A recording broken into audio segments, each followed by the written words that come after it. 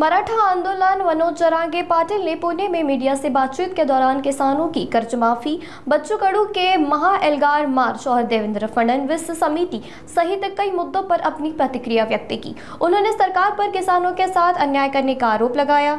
जरांगे ने राज ठाकरे के किल्ला बयान पर भी अपनी राय। उन्होंने आगे मतदाता चोरी और प्रशासकीय नाकामियों पर भी अपना रुख स्पष्ट किया। बंद करून टाका।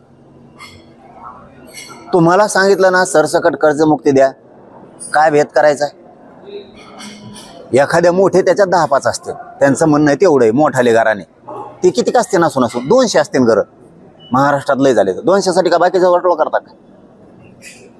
बाकीच्यांचं वाटोळ ती समिती बरखास्त करून टाका। ती तुम्हाला करायचं सरसकट करा, नसता शेतकऱ्यांनी यांना राज्यात फिरू देऊ नये। शेतकऱ्यांनी स्वतःच लढाई स्वतः कोणावरच ठेवू नये, मायावर ठेवू नये, कोणावर ठेवू नये। गोरगरीब शेतकऱ्यांनी यांच्या कुठं सभा होऊन देऊ नये, यांच्या कुठं यांना प्रचाराला येऊ देऊ नये, आणि शेतकऱ्यांनी यांच्या प्रचाराला जाऊ नये आणि सभेला पण जाऊ नये। यांच्या मोकळ्या सभा पडाव, म्हणजे महाराष्ट्रातला सगळ्या जाती धर्म त्याच्यात आले। यांनी कोणीही त्यांच्या सभेला कार्यक्रमाला जाऊ नये, यांचे होऊ पण देऊ नये। सगळ्यात बेस्ट प्लॅन। आणि आपण आपली लढाई शेतातून केली तरी चालतं। शेतकऱ्यांनी कोणावरच विश्वास ठेवू नका। आणि ह्या समित्या फिमित्या ही लोकांना येड्यात काढण्याचं माध्यम आहे। शेतकरी मारून टाकण्याचं कोणचं हत्यार असेल तर ती समिती। दादा, राज्यातले गडकिल्ले हे आपल्यासाठी प्रत्येकासाठी आस्थेचा विषय आहे।